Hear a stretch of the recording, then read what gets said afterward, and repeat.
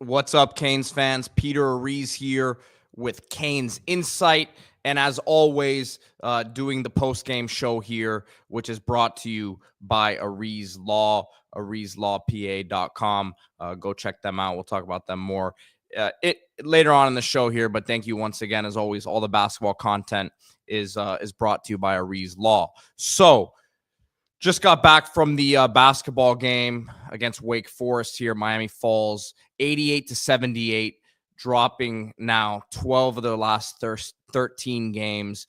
0-5 now in ACC play. And this was a good Wake Forest team that they're playing. A lot of people projected them preseason to be third or fourth in the conference.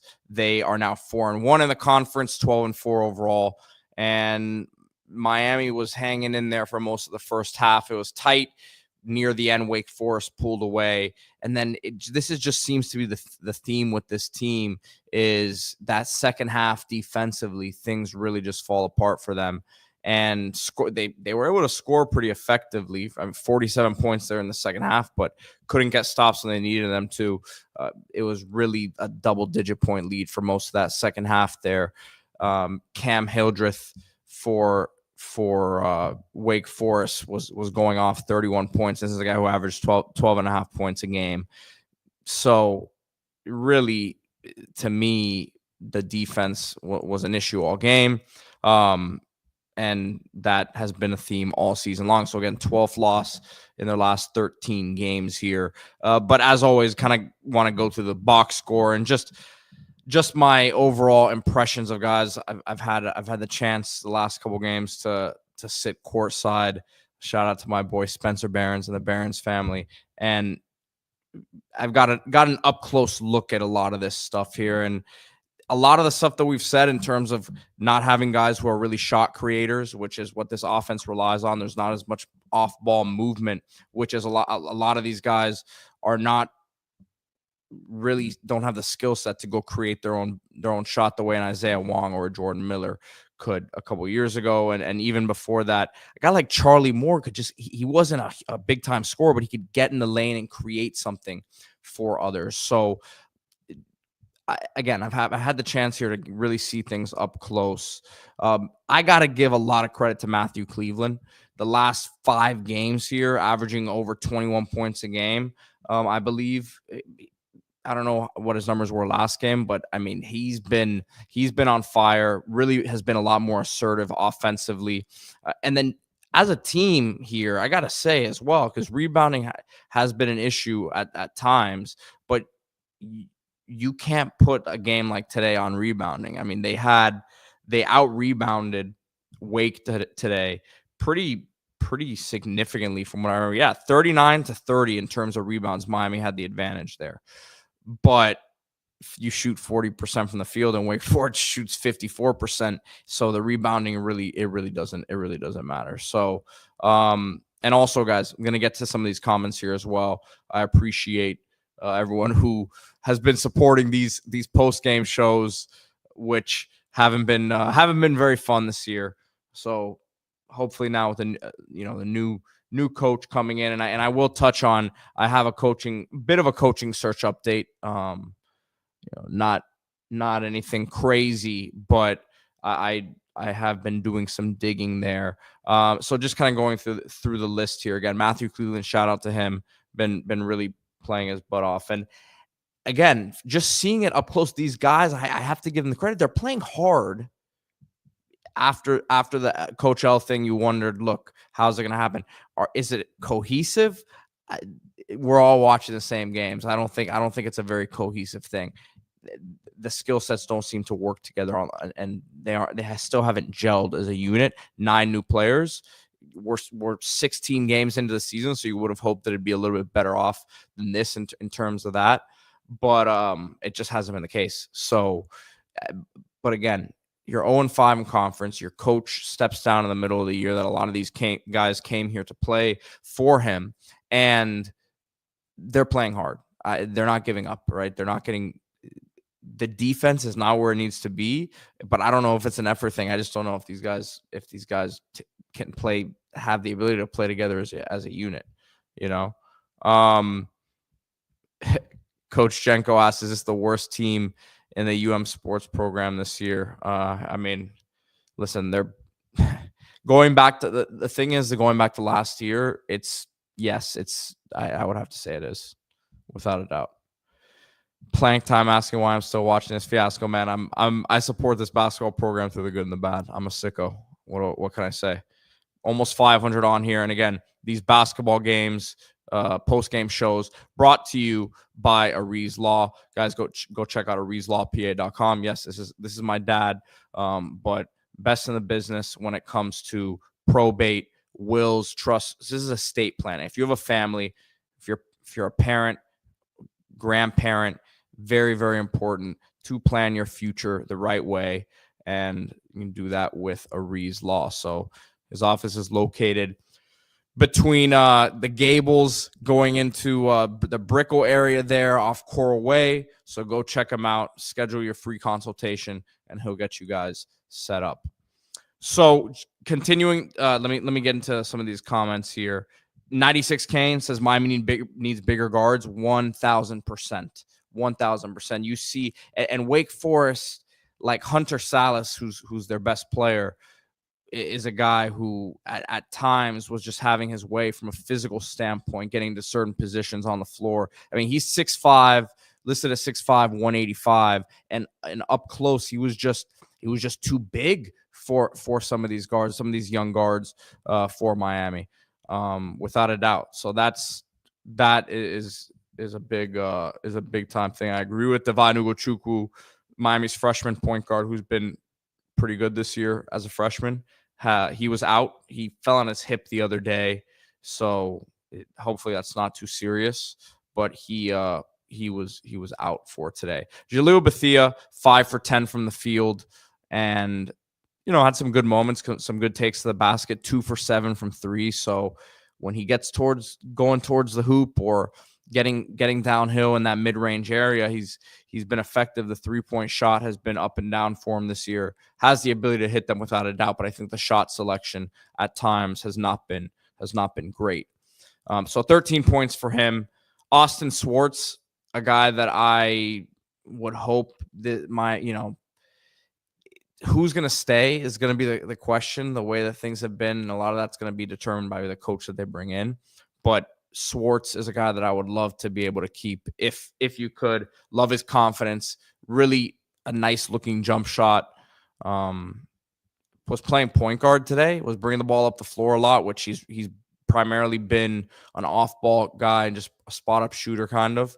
So that was good to see, and I think a good opportunity for his development the rest of the year. But defensively, want to see him continue to get better there, and off season will be big for him in terms of continued development. But like his shooting stroke, if he can keep getting better on the other side of the floor and adding to his game in terms of his playmaking ability and stuff like that, he could be a really good player at this level. Paul Jobay had some nice takes to the hoop, hit a couple 3-point shots as well. 11 points from him. Good energy. A guy that has size, has length, and has developed big time in the last year. A nice guy as a role player, but you don't want to have to rely on him offensively as much as sometimes they seem to. But he's been good, man. He's been improving as the season has continued to wear on here. AJ Stayden McCray had 10 points. So look, another loss. Really across the board here defensively, and it needs to get better. Brandon Johnson struggled once again today. 1 for 8 from the floor, 0 for 5 from 3. 13 rebounds though, so big effort for him on the glass. And hopefully he can just pick it up in terms of his shooting. So look, this is going to be a tough year to continue to watch here.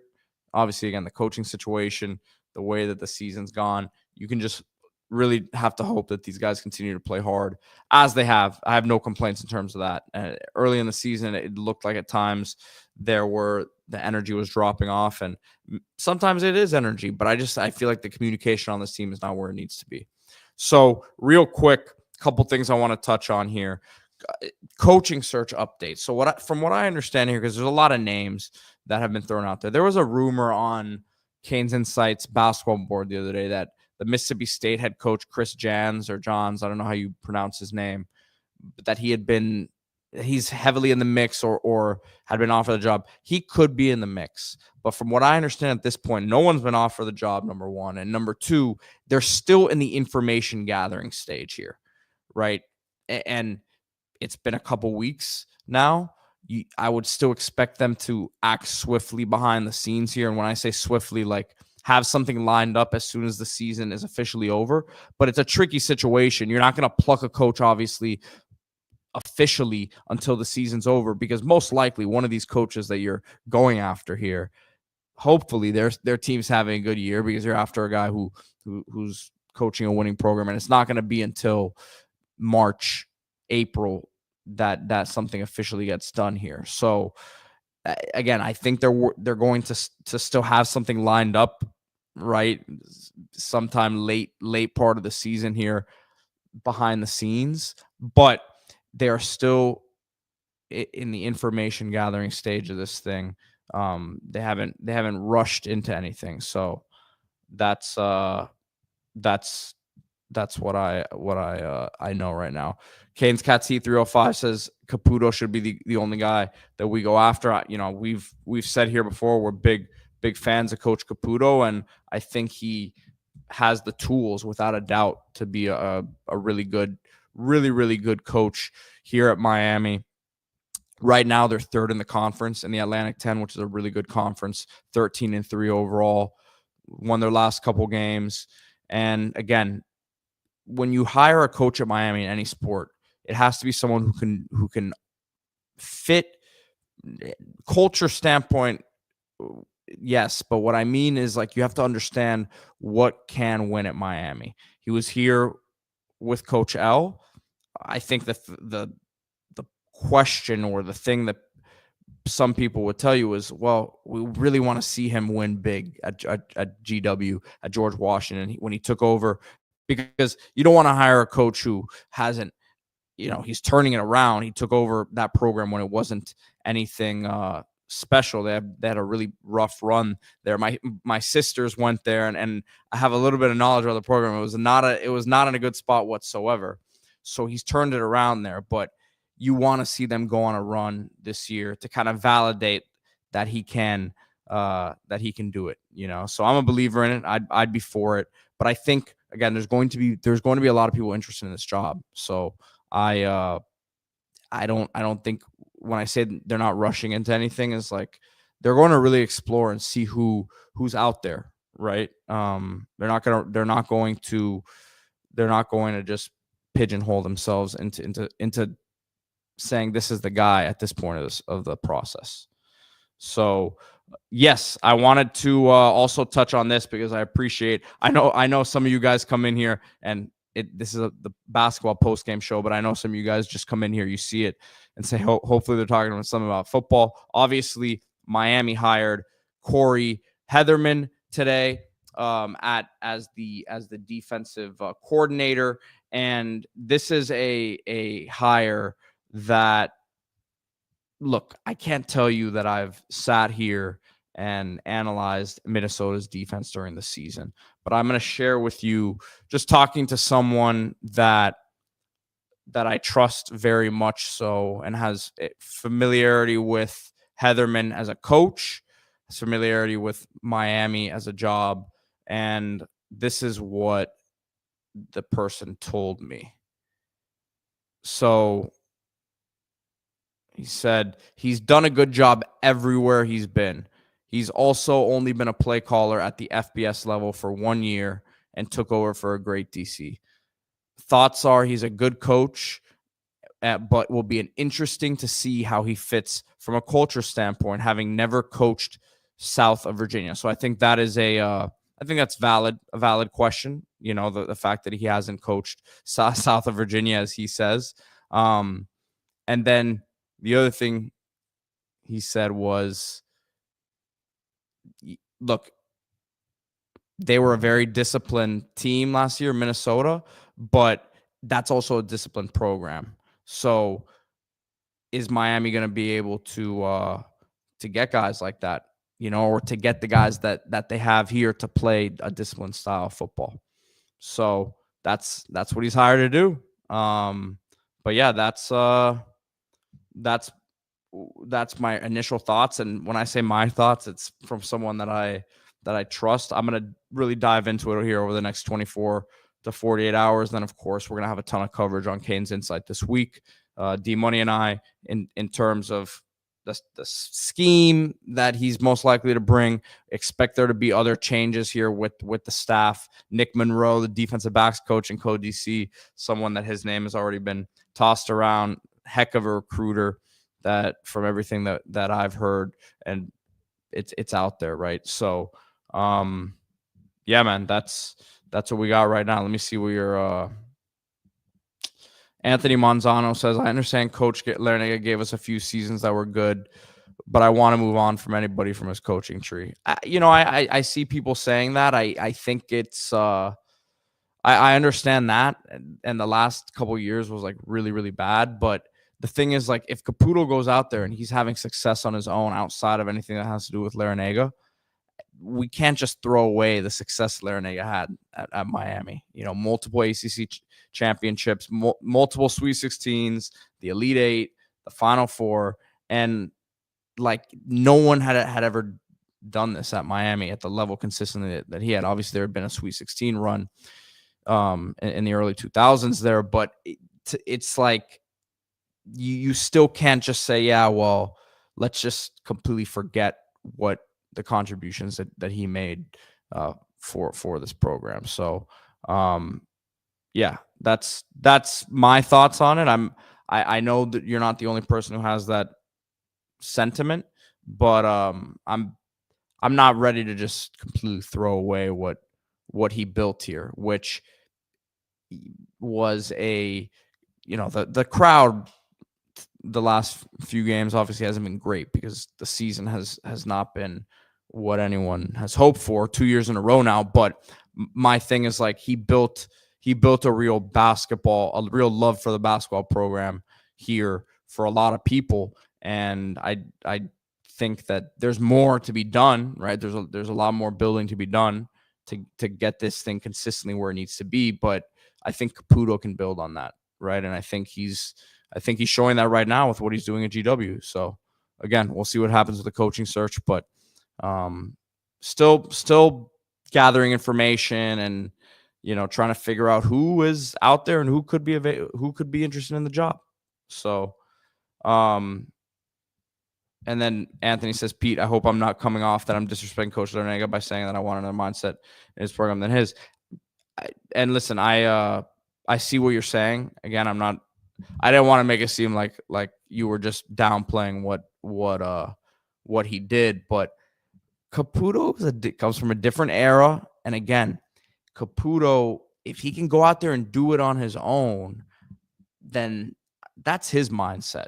I don't just because he coached under Coach L doesn't mean he can't be his own man and kind of create his own path and do things differently than Coach L did. Because I think always when guys come from coaching trees, of course, they take a ton of stuff from it. But I'm sure that Caputo knows that there's some stuff that Coach L probably did or does that maybe doesn't work in this era of basketball, right? So I think he, being from a different era and always being known as like a top notch recruiter, that combo I think could work really well here. So, all right, guys, appreciate everyone for being on here. Almost 1,000 on a basketball post game, so that's big time. Remember to hit the like button, subscribe to the channel, and thank you once again to Aries Law. Check out AriesLawPA.com.